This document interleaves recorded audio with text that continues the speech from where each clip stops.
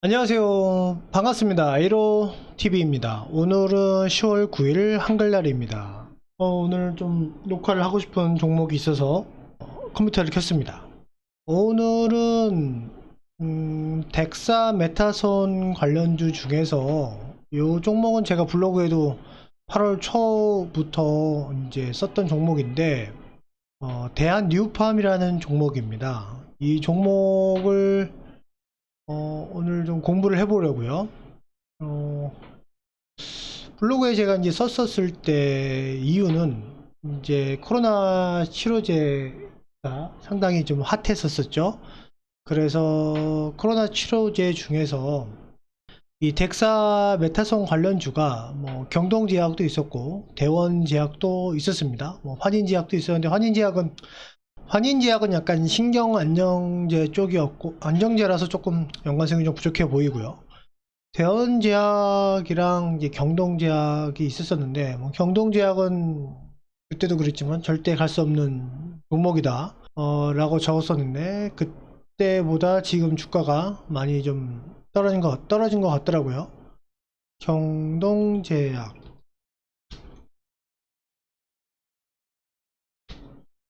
경동제약은 12,500원, 제가 그때 할 때 14,300원. 두 달 동안 주가가 더 하락했네요. 대원제약 같은 경우에도 시총도 너무 커지고 국민연금 피델리티 애들 때문에 좀 힘들지 않겠냐 라고 적었었는데 대원제약은 지금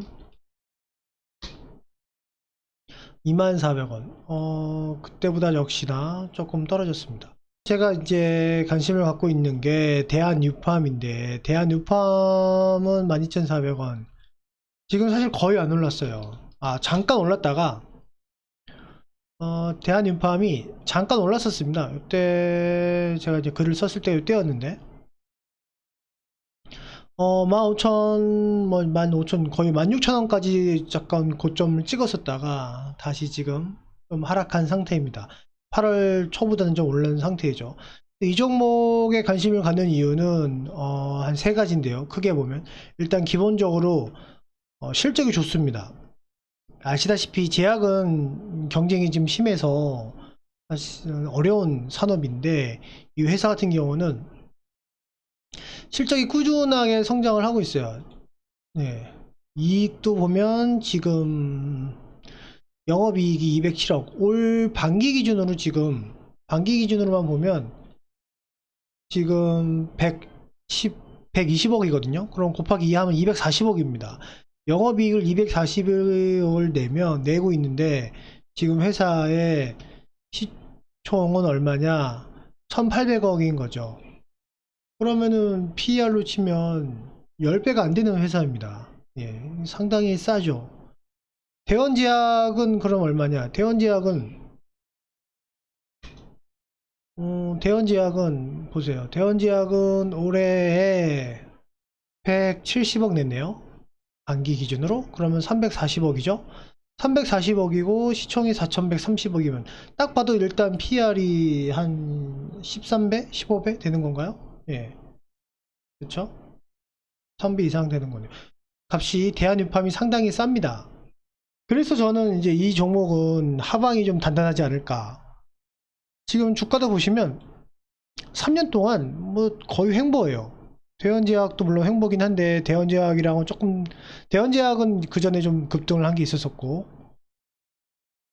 대원제약은 제가 2012년도 요때쯤에 매수를 했다가 한 3배 정도 오른 다음에 매도했던 아주 좋은 추억이 있는 종목인데 그 뒤로는 계속 주가가 횡보를 하더라고요. 실적은 더 좋아졌던 것 같은데 아마 그때부터 좀 인기주가 되더니 좀 횡보를 좀 했습니다. 그때 당시에 제가 샀을 때만 해도 대원제약은 시총이 뭐 한 700억, 800억 그랬었나? 그랬던 것 같아요. 예. 어쨌든 대원제약은 지금 시총이 4천억이 돼버린 중형급 종목이 돼버렸고, 대한유팜은 아직도 시총이 좀 낮은 게 아닌가. 예, 실적에 비해서 그런 생각입니다. 그래서 저는 이제 그 당시에도 덱사메타손 할 때도 경동제약은 뭐 이제 빼버리고 이 대원제약보다 대한유팜이 좋지 않겠냐라는 생각을 했었습니다. 실적이 일단 좋으니까. 실적이 좋아지고 있다. 영업을 잘하고 있다. 그래서 12,200원에 왔을 때는 강하게 이제 스윙을, 뱃을 돌려도 된다. 스윙을 해도 된다. 뭐, 그랬었던 거죠. 지금 어쨌든 뭐 가격이 나쁘지 않은 가격인데요. 지금. 대한유팜은 그래서 일단 실적이 좋고요. 두 번째로는 모멘텀이 잘 엮여요.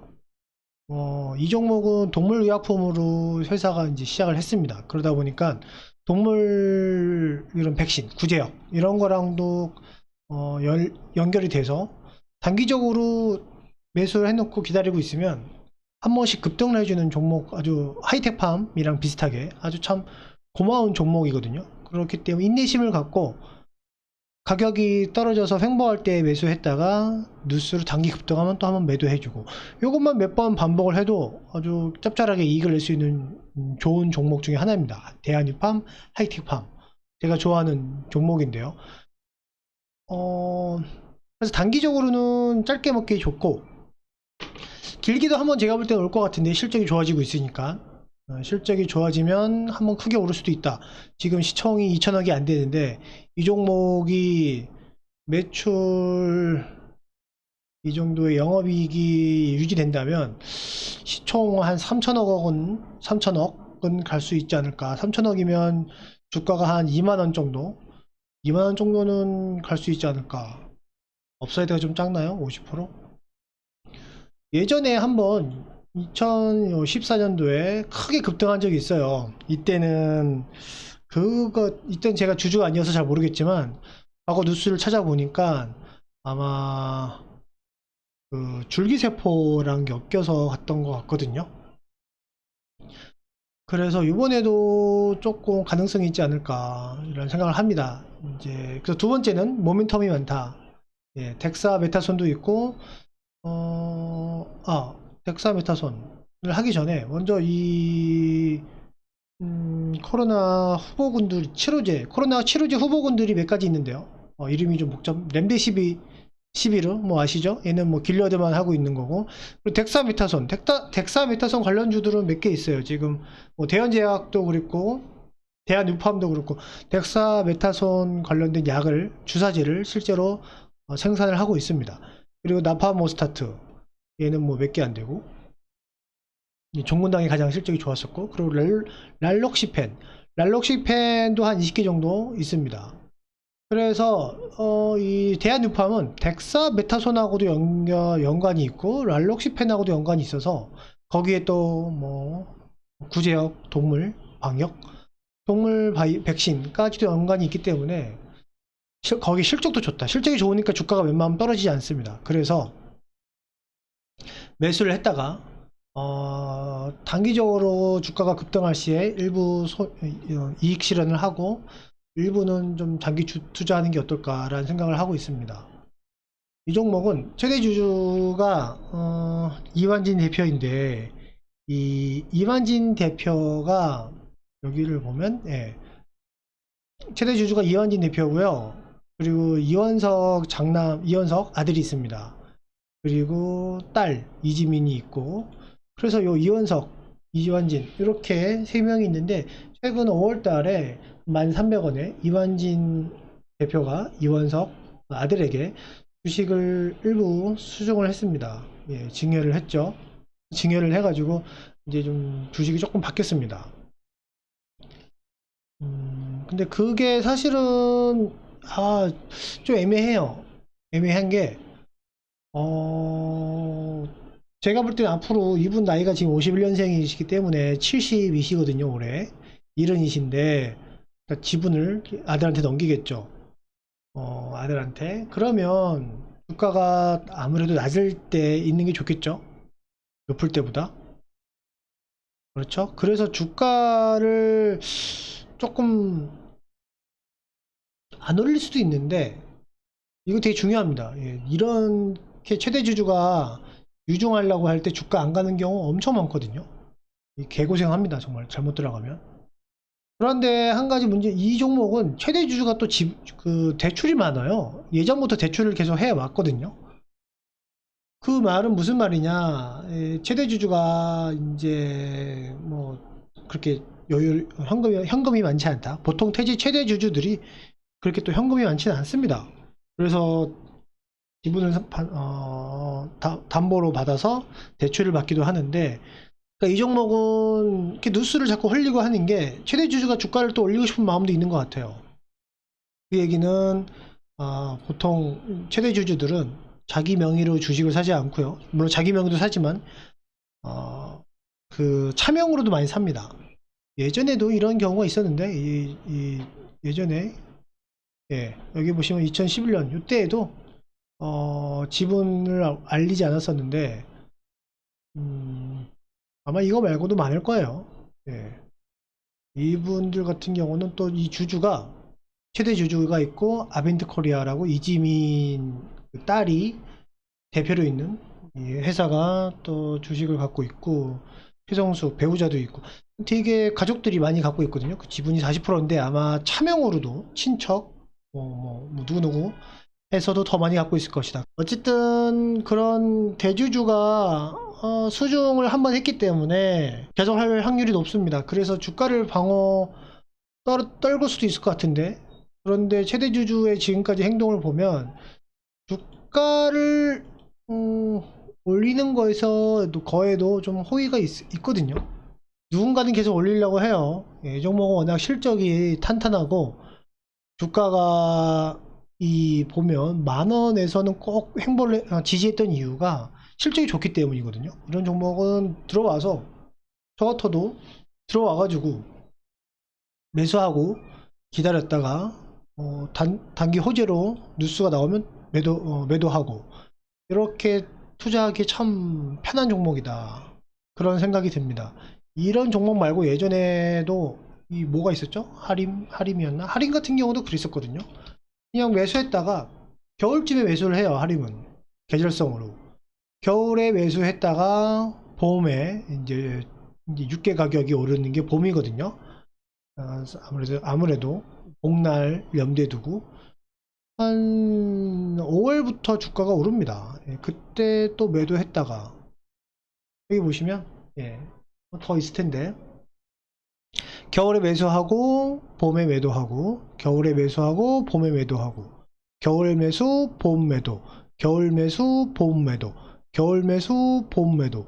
이때는 아마 그 아프리카 돼지 그것 때문에 좀 확 뛰었었고, 원래 뛸 자리가 아니었는데, 하림 같은 경우가 그런 경우죠. 쉽게 주식할 수 있는 종목, 크게 바르지 않고 한 20% 정도를, 은행 이자보다 크잖아요 20%면. 그거를 이제 큰 손들이 하기에 아주 좋은 종목이었죠. 할인 같은 경우에도. 그 외에도 제가 투자했던 종목 중에 조류독감이랑 관련된 게 있었는데 이름이 생각이 안 나네요. 이글벳. 그쵸, 이글벳. 이글벳이 지금은 좀 망가졌어요. 얘도 또 그 아프리카 돼지 때문에 작년에 급등을 해버리면서 이렇게 작년에 너무 올라서 망가졌는데, 얘도 비슷한 거였거든요. 얘도 어떻게 투자를 했냐 하면은, 조류독감은 보통 이제 10월 철새 이동할 때 이제 발병하기 때문에 여름쯤에 매수를 했다가 이제 하림하고 반대로 가는 거죠. 하림을 팔 때쯤 얘를 매수합니다. 하림을 5월 달쯤에 팔면 이제 여름쯤에 걔를 매수해서 이제 10월쯤 조류독감 오면 쫙 팔고, 다시 또 기다렸다가 여름쯤 매수했다가 이제 또 가을에 팔고. 요때는 이제 그때 2018년도에는 주가 폭락하면서 좀 안 됐었어요. 그리고 이제 다시 요게 해야 될 타이밍인데, 지금 조금 아프리카 돼지 때문에 지금은 좀 어려워졌다. 이 사람들 해결돼야 다시 아마 안정화될 것 같은데, 지금은 시총도 1,000억이고, 뭐 이익이 20억 나는 회사의 시총 1,000억이면 좀 가격이 높죠. 그래서 그런 몇 가지 종목들이 있습니다. 잘 찾아보면 계절성 있는 종목들이 있어요. 계절성과 단기 모멘텀. 그래서 그런 종목만 해도 사실은 크게 어렵지는 않습니다. 큰 욕심 없이 한다면 대신 인내심이 참 많이 필요하죠. 인내심. 이제 인내심을 수익과 바꾸는 거죠. 예, 그래서 대한유팜도 그런 종목이다. 다시 정리하면 실적이 좋다. 계속 안 좋은 어려운 제약 환경에서도 영업을 잘해서 이익을 꾸준히 늘리고 있다. 자기 파일을 지키고 파일을 늘리는 거죠. 이익을 늘리고 있다. 두 번째로 코로나 치료제 모멘텀이 있다. 이 모멘텀이 근데 크게 갈 것 같지 않습니다. 왜냐하면 다른 종목들도 그렇지만 너무 좀 약하거든요. 재료가 좀 약해요. 덱사메타손 하나만으로는 약합니다. 그리고 세 번째가 최대 지주가 주가를 억누르려고 하는 것 같아 보이는데 또 막상 그런 것 같지도 않고, 최대 주주 말고 다른 애들이 주가를 올리고 싶어 하는 애들이 워낙 많아서 이 종목은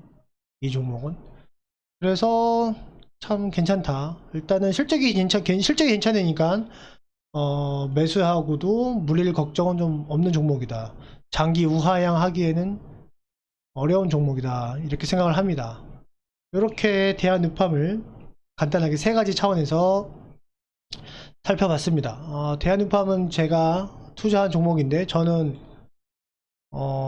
이때 샀다가 이때 추가로 왕창 샀죠. 그리고 이때 지분을 많이 매도했습니다. 그리고 갖고 있다가 이때쯤에 다시 추가로 매수했고요.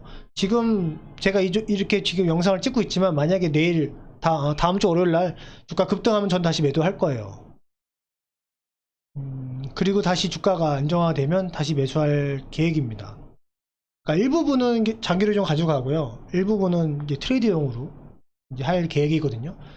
그래서 이 영상을 보고 지금은 사실 나쁘지 않습니다. 지금은 13,000원 여기는 괜찮아요. 근데 이제 13,000원 오버가 되면 13,000원도 좀 그런가? 12,000원 12,000원이 좋은 가격이죠. 예. 그래서 그거를 한번 관찰을 하시다가 인내심을 갖고 주가가 좀 떨어지면 매수를 했다가 단기적으로 또 오르면 매도하고, 그렇게 계단식으로 하면 어떨까? 이렇게 되는 거죠. 그러니까 주가가 쭉쭉, 아이고 이 그림이 잘못 그려졌네. 다시요. 이건 빼버리고, 코로나 때는 이렇게 매수했다가 오르면 매도, 이때 매도해주고, 또 이렇게 매수하고 기다렸다가 오르면 매도, 또 떨어질 때 매수했다가 오르면 매도, 떨어질 때 매수했다가 오르면 매도, 떨어질 때 매수했다가 오르면 매도. 이 종목은 참 그런 면에서 참 좋은 종목이에요. 왜냐하면 실적이 좋기 때문에 주가가 하방이 상당히 단단합니다. 이건 저만 아는 종목이었는데 계속 빼먹을 수 있는 좋은 종목인데, 이거는 하이텍팜이랑 여기에 유튜브에 한번 공개를 해보겠습니다. 오늘 이상으로 대한유팜 간단한 투자 아이디어 공부를 해봤고요. 다음 시간에도 좀 더 좋은 종목으로 소개를 해보도록 할게요. 연휴 잘 보내시고요. 모두 성공 투자 하십시오. 감사합니다.